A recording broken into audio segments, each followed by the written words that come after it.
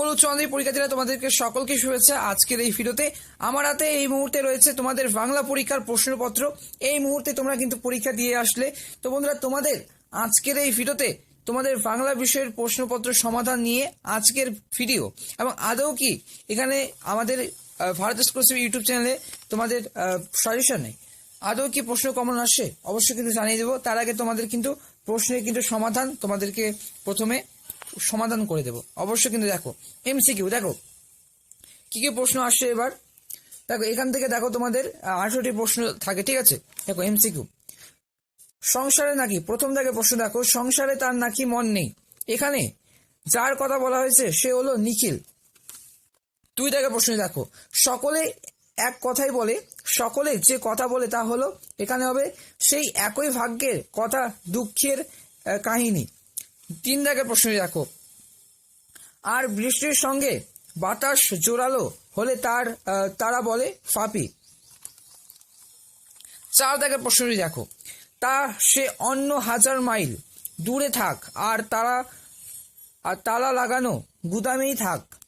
শূন্যস্থান যে শব্দটি বসবে সেটি হলো 31টা তালা লাগানো গুদামেই থাক। তো 5 থেকে প্রশ্নটি দেখো, রূপনারায়ণের কুলে কবিতাটি কোন কাব্যগ্রন্থের অন্তর্গত? শেষ লেখা কাব্যগ্রন্থ থেকে অন্তর্গত, তোমাদেরকে আমি বলেছিলাম। 6 থেকে প্রশ্ন দেখো, শিকার কবিতায় দ্বিতীয়বার আগুন জ্বলেছিল কেন? ক, হরিণের মাংস তৈরি করার জন্য। এবং 7 থেকে প্রশ্ন দেখো, এবং আর আগুন লাগে আগুন কোথায় লাগে? জলের অন্ধকারে ধূসর ফেনায়। 8 থেকে প্রশ্ন দেখো, ক্রন্দনলতা জন্মের পাশে কবিতা নিখোঁজ মেয়েটি পাওয়া গিয়েছে জঙ্গলে।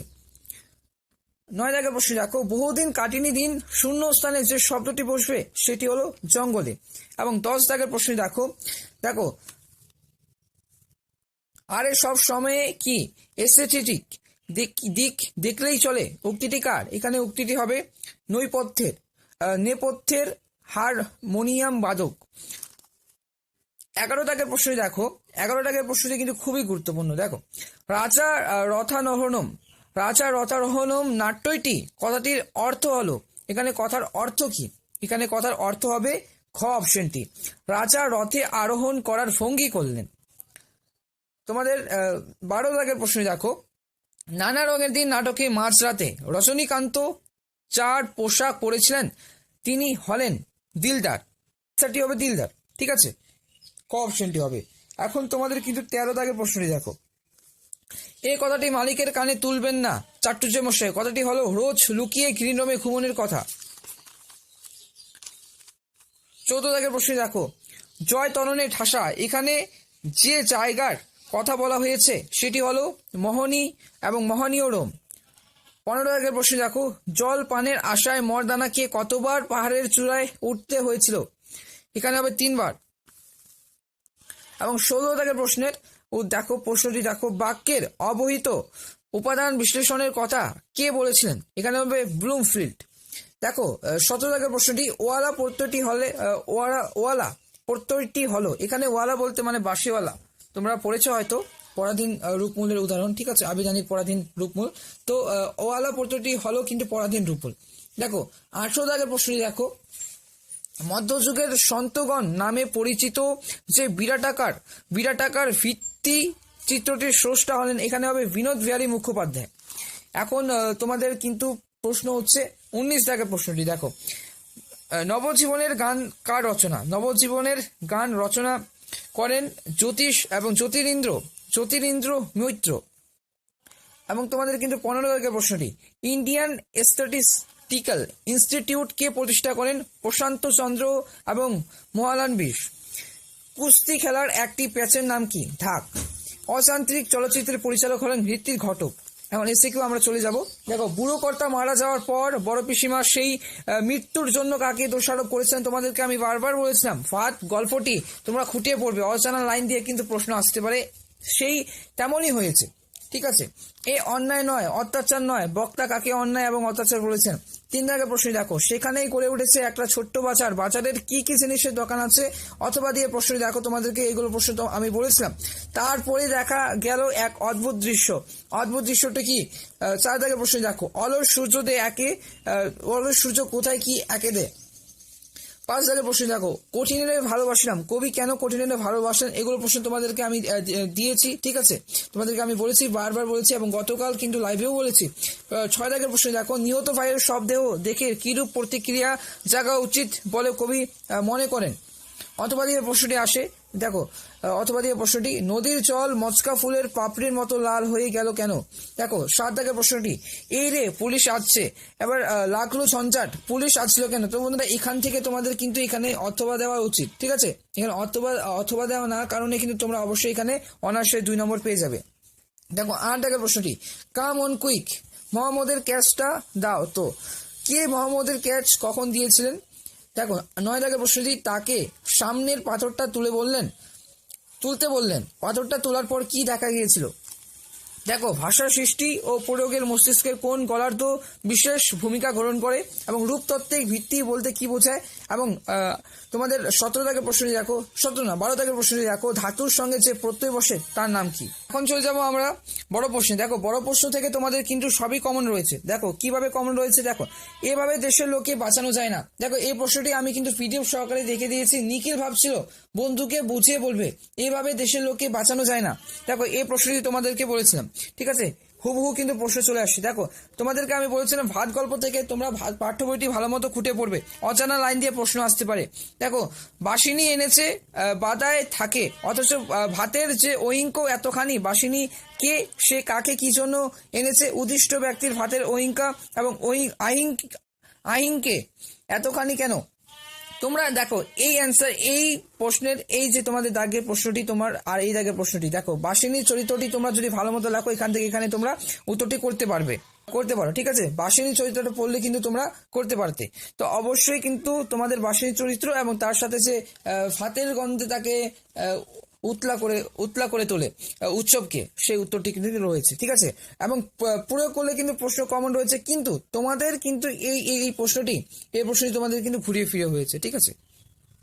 দেখো 4-এর 1 দাগের প্রশ্নটি বলেছিলাম যে আমি দেখি মহুয়ার দেশ, এই দুটি কবিতা পড়লেই কিন্তু যথেষ্ট, তেমনটাই হয়েছে। এবার দেখো 4-এর 1 দাগের প্রশ্নটি হুবহু কমন, আরোগ্যের জন্য ওই সবুজের ভীষণ দরকার, আমি দেখি কবিতা থেকে তোমাদেরকে বলেছিলাম বিষয়বস্তুটা পড়লেই যে তোমাদের এই মন্তব্যের মন্ত্র দিয়ে বক্তার কি মনোভাব প্রকাশ হয়েছে, আরোগ্যের জন্য ওই সবুজের ভীষণ দরকার কেন দরকার, কে কোথায় এই কথা বলেছেন, কবির যে মনোভাবটি, কবির যে বক্তার যে কবির মনোভাব প্রকাশ পেয়েছে, বিষয়বস্তুটাই কিন্তু উত্তর হবে, ঠিক আছে।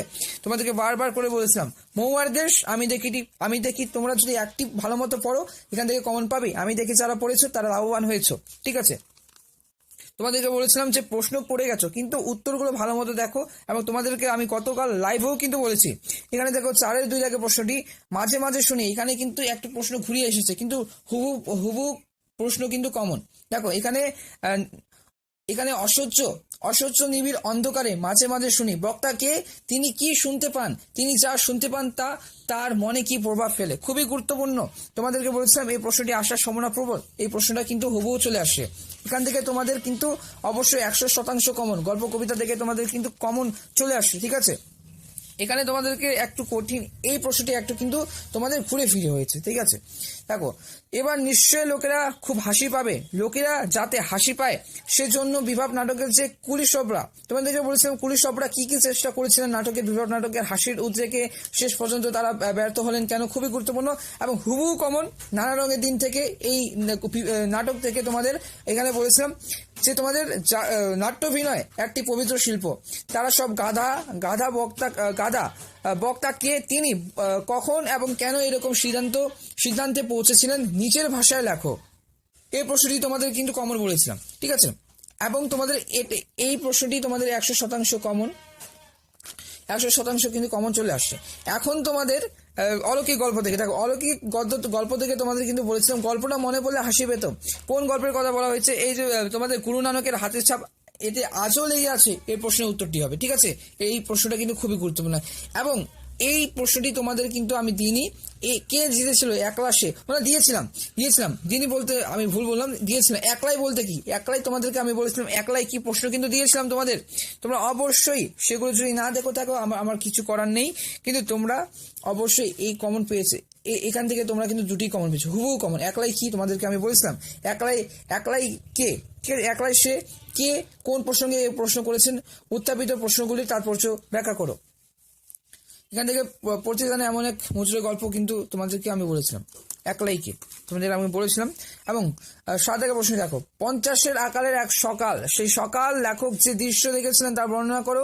গাঢ় পাহাড়ের নিচে, এবং তোমাদের বলেছিলাম গাঢ় পাহাড়ের নিচে মেঘের গায়ে জেলখানা এবং হাত বাড়াও। হাত বাড়াওটি বলেছি, কিন্তু তোমরা অবশ্যই দুঃখজনক বিষয় যে তোমাদেরকে আমি বলেছিলাম গাঢ় পাহাড়ের নিচে পড়ো না, ঠিক আছে। তো আমি ক্ষমা প্রার্থী, তোমাদের এই প্রশ্নটি কিন্তু কমন আসছে, ঠিক আছে। জমিদারের যে টঙ্ক, তোমাদেরকে আমি বলেছিলাম জমিদারের আইন ছিল এবং আইনটি কেমন ছিল, এই প্রশ্নটি কিন্তু ঘুরে আসছে, ঠিক আছে। এবং তোমাদের ভাষা থেকে প্রশ্ন কিন্তু 100% কমন। শব্দার্থ তত্ত্ব থেকে তোমাদেরকে বলেছিলাম একটি প্রশ্ন দিয়েছিলাম, এই প্রশ্নটাই দিয়েছিলাম, এই প্রশ্নটা হুবহু কিন্তু 100% কমন চলে আসছে। শব্দার্থ পরিবর্তন বলতে কি বলছো? শব্দার্থ পরিবর্তনের যে কোনো দুটি ভাগ সম্পর্কে উদাহরণ সহ আলোচনা করো। উদাহরণ সহ রূপতত্ত্ব থেকে তোমাদের স্বাধীন ও পরাধীন রূপমূল সম্পর্কে আলোচনা করো।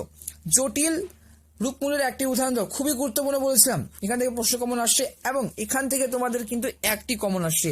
বাংলার ইতিহাস থেকে, সাহিত্যের ইতিহাস থেকে দ্বিজেন্দ্রলাল রায় এই অবদানটি কিন্তু তোমাদের এই ধারাটি, বাংলা গানের ধারা থেকে তোমাদের কিন্তু এই দ্বিজেন্দ্রলাল রায় পড়তে বলেছেন, এটাই কিন্তু কমন আসছে, ঠিক আছে।